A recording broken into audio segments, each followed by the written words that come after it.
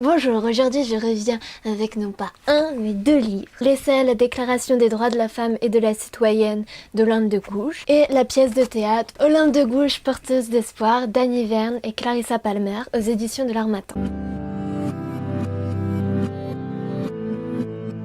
Vous l'aurez sans doute déjà compris, les deux sont liés. Tout d'abord, la Déclaration de la femme et de la citoyenne est un texte que je considérais comme fondateur du féminisme en France. Olympe de Gouges était une femme française révolutionnaire, femme de lettres, femme politique, autodidacte, qui s'est battue tout au long de sa vie pour les droits de la femme et plus largement pour les droits humains.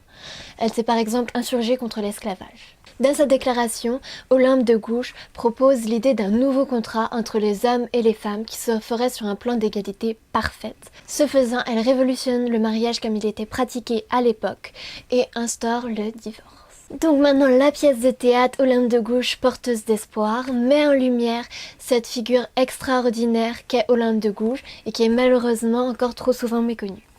La pièce relate l'histoire de Sébastien, un étudiant qui écrit une thèse sur les droits des femmes à travers les siècles. Et en fait, Olympe de Gouges va lui apparaître dans son imaginaire. Et Olympe de Gouges va l'éclairer non seulement sur ses œuvres et son combat, mais va aussi lui donner un nouveau regard sur lui-même et sur le monde.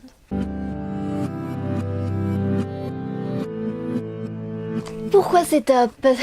Pourquoi c'est top?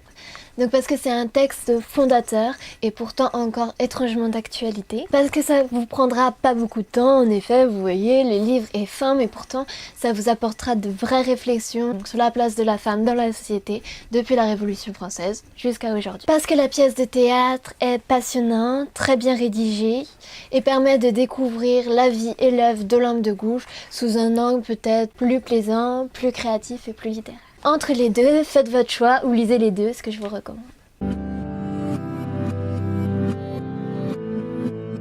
Article 1er. La femme naît libre et demeure égale à l'homme en droit. Les distinctions sociales ne peuvent être fondées que sur l'utilité commune. Article 10. Nul ne doit être inquiété pour ses opinions, même fondamentales. La femme a le droit de monter sur l'échafaud. Elle doit avoir également celui de monter à la tribune. Mais du moins, on ne me refusera pas la justice de m'être rendu utile à mon pays.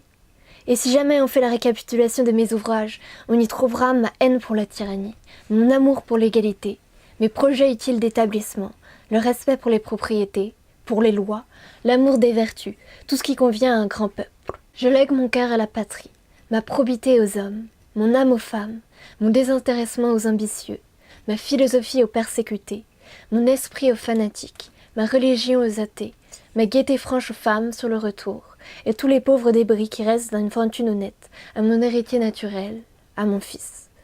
Je peux à présent me montrer tel que je suis née et tel que je mourrai, libre. Merci, à la semaine prochaine. Merci, à la semaine prochaine. Merci, à la semaine prochaine. Merci, à la semaine prochaine.